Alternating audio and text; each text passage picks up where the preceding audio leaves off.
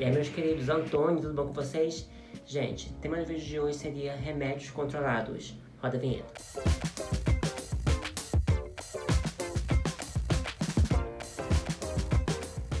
Então, gente, meu canal acaba que a gente fala muito sobre as questões de depressão, as questões dessas questões que envolvem a nossa mente, né? Porque eu acho que é um tema atual, é um tema que as pessoas me perguntam, é um tema que eu recebo muito no Instagram. E se você não me segue, ó, segue aqui, vai aparecer em algum lugar. Eu acho que é aqui, ó, o meu Instagram. Então, se inscreve no canal, o pessoal às vezes comenta, me faz algumas perguntas, enfim. E eu acho que é um tema que eu gosto de falar porque eu entendo um pouquinho. Mais pelo que eu vivi, né? Eu não sou médico, não entendo, não sou um técnico, né?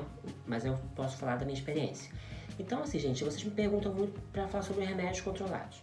Então, assim, é interessante a questão do remédio controlado, a gente abordar essa questão, porque hoje em dia não somente quem tem que tomar remédio, toma remédio, ou seja, quem tem que tomar remédio, quem o médico indica.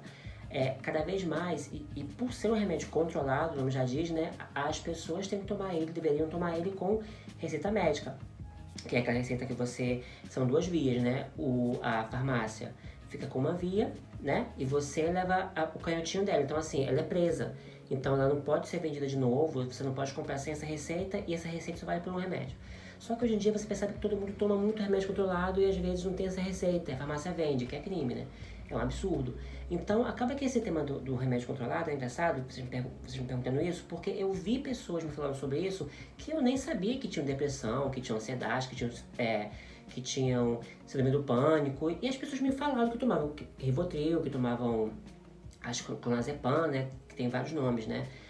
Rufinol, e eu não entendia como que a pessoa conseguia aquilo sem receita médica. E isso são em vários estados. Eu tenho também parentes meus que são do Nordeste, do Ceará, e eles contam que as pessoas lá todo mundo toma esse remédio, associa para dormir. Então acaba que a pessoa toma remédio para dormir todo dia, entendeu? E eu acho, gente, particularmente, que esse comportamento do remédio controlado, ele é muito complicado porque esses remédios acabam que viciam você. A minha experiência com isso foi uma experiência quando eu tive depressão, todos vocês sabem, e aí eu comecei a tomar os remédios, só que chegou um ponto que se eu tivesse que definir, descrever em algumas palavras, seria assim, eu estava com ansiedade, eu estava com insônia já há semanas. Quando eu tomei o remédio, é como se estivesse pegando fogo, né? E você jogasse água em cima, aquele tsh, né? Apaga na hora. Era como eu sentia em relação, tanto à ansiedade quanto ao meu sono, entendeu? Então assim, eu tomava o remédio, eu ficava mais calmo, tomava o remédio e dormia melhor. Eu lembro que a primeira semana que eu tomei o remédio, que realmente foi o médico que me prescreveu e tal, e eu dormi, nossa, foi um alívio tão grande, porque eu ficava, tipo, eu estava sem dormir já há semanas. E quando você fica sem dormir, aquilo pro teu metabolismo, pro teu corpo, é complicadíssimo. Aí o que acontece, o remédio veio, eu tomei, nossa, ó, foi o barulho, gente, ó. O povo não quer deixar eu gravar vídeo, ó. Ai, meu Deus. Vamos voltar. Então, assim, nesse sentido, eu comecei a tomar um remédio. E aí, eu tava já sem dormir já, como eu falei, há algumas semanas. O remédio chegou, bateu, dormi, foi um alívio. Foi maravilhoso. Então, assim, e também o remédio para ansiedade. Só que, o que acontece? E aí eu vou falar muito em relação à minha experiência, tá, gente? Não tô falando que vocês que é igual com todo mundo. Tô falando que eu vivi. Chegou um ponto que quando eu tomava... Quando eu comecei a tomar o remédio, o médico me indicou que eu pegasse o remédio, dividisse ele em 3 partes e tomasse só uma, entendeu? Eu tomava uma parte, eu pegava essa parte, né, do remédio, um terço do remédio, e tomava, e era maravilhoso, eu dormia. Só que começou a chegar um tempo que uma partezinha só não fazia mais efeito. Então o que eu fiz? Tive que tomar o remédio, as 2 partezinhas, aí ficava só um. Chegou outro tempo, gente, eu comecei a tomar um remédio só, já de uma vez, porque ele fracionado não dava mais certo, da mesma forma que também os remédios para ansiedade eu tive que aumentar a dosagem. E o que acontece? Eu particularmente, quando eu fui enfrentar a depressão, uma coisa que eu tinha muito claro na minha vida era que eu não poderia basear minha vida em função de remédio. Por que isso, Antônio? Porque, gente, isso não é normal. Quando você tem algum problema e você vai no médico, o ideal é que você viva uma vida sem depender de medicação, que você possa exercer seu autocontrole. entendeu? Eu acho que o sonho de todo mundo é isso, né? Até da pessoa que tem essas doenças mais graves, né? Um câncer, uma coisa que é mais grave. O sonho da pessoa é poder sair daquilo e ficar 100%, sem ter que tomar remédio. Assim, no máximo fazer algumas revisões, né? Com o médico, mas sem ter aquela obrigatoriedade de tomar remédio e de lidar com aquilo como se fosse crônico, né? Então, no meu caso era assim, eu não tinha essa vontade, sabe? Eu tinha esse medo e eu tinha muita precaução em relação à medicação controlada, porque eu sabia que viciava. Eu comecei a tomar um e não tem mais efeito. Aí tomava, no caso, né, um terço, aí 2 terços, daqui a pouco o remédio inteiro. E não deu resultado. Foi passando o tempo e eu comecei a perceber que eu tinha outras formas de me ajudar além da medicação, e aí eu fui começar a buscar apoio espiritual, que eu acho essencial, e também o apoio com o psicólogo, com a análise que eu fiz durante anos e que realmente aquilo me salvou, junto com tudo, né? Que eu acho que você tem que fazer um pacotão para sua vida e buscar a cura, porque eu acho que a depressão se cura com várias ações afirmativas, né? E aí quando eu comecei a fazer a análise, eu comecei a sentir uma necessidade menor da medicação, porque eu começava a lidar com a minha mente de uma forma coerente. Ou seja, os medos vinham, eu entendia de onde vinha esse medo. Às vezes eu queria dormir, mas eu dormia até tarde, por exemplo. Eu sabia, não, eu tenho que começar agora, pensar no meu sono, relaxar, não ficar vendo uma programação que vai me deixar mais ansioso, mais nervoso, e eu começar a pensar no meu sono, né? Porque acaba que a gente vive num mundo tão conturbado que você não pensa que o seu sono, ele também tem que ser preparado, né? Você não pode estar ouvindo batidão de funk, papapá, chegar na cama e achar que vai dormir, porque a adrenalina está em cima, não tem como. Então eu acho que a gente tem que ter esse trabalho também de se preparar para o sono, que é muito importante. Então assim, coisas que o tempo me passou, né? Eu fui aprendendo.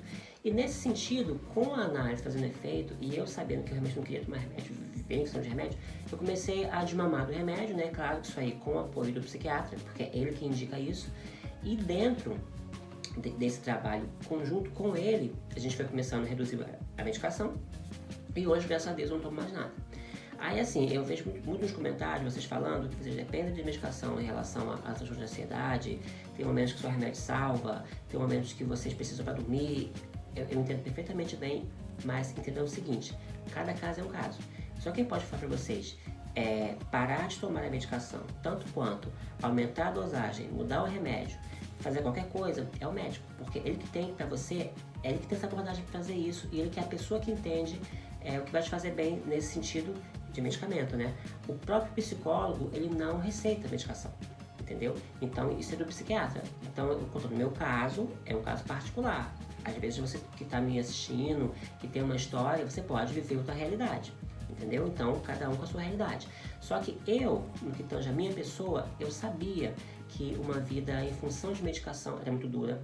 A gente vive num mundo difícil, que as frustrações, os aborrecimentos, eles existem. E eu entendia que se eu fosse pegar minha vida baseada só em remédio, porque eu fui demitido, porque eu briguei com o namorado, porque eu, sei lá, aconteceu uma coisa no trabalho que eu não gostei, porque eu me estressei com alguém que eu amava e não me correspondeu, sei lá, porque eu caí na rua. Se eu começasse a pegar a minha vida e associar somente a medicação, não ia dar certo. Entendeu? Isso pra mim, tá, gente? Então eu comecei a entender que eu tinha que buscar outras formas de me resolver, outras formas de me ajudar, e com isso veio a análise, que para mim foi essencial. Eu comecei a focar também em atividade física. Gente, atividade física é um remédio. Quando você faz uma caminhada, uma corrida, quando você faz qualquer exercício, o teu corpo, o teu cérebro te bombardeia de endorfinas, sabe? Te bombardeia de substâncias que vai fazer com que você se sinta relaxado. É como se você tivesse com aquela ansiedade e aquilo fosse um combustível que você desgastasse numa esteira, num jumping, no spinning, num transporte, sei lá, numa aeróbica. Tá entendendo? É como se aquilo fosse um combustível que você vai na academia, desgasta e volta para assim, ó. Volta completamente vazio daquela sensação negativa.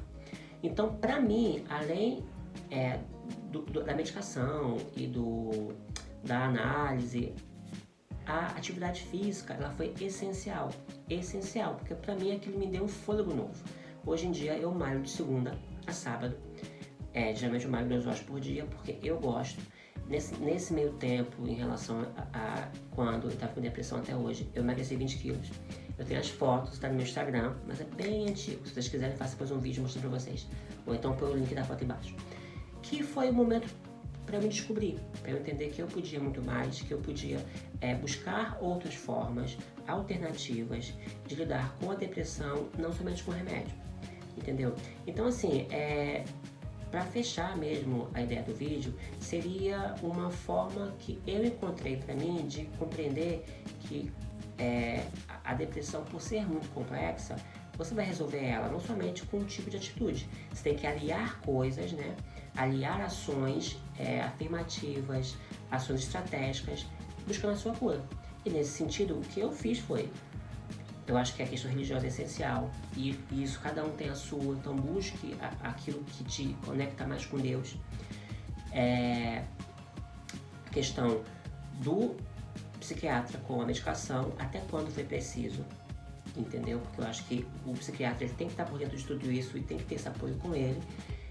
Depois, análise, que isso é pra vida. Análise, eu acho que até a pessoa que nunca teve depressão na vida, ela tem que fazer uma análise, porque esse mundo tão louco que a gente vive, a gente tem que se cuidar. E depois foi a atividade física, que eu faço até hoje. É uma coisa que eu acho que não deveria sem, porque pra mim salva, sabe, a tua autoestima, salva a tua vida em relação a você se amar mais, sentir que o teu corpo funciona mais e sentir que aquela ansiedade, a atividade física, ela serve como uma forma de você extinguir aquilo dentro de você.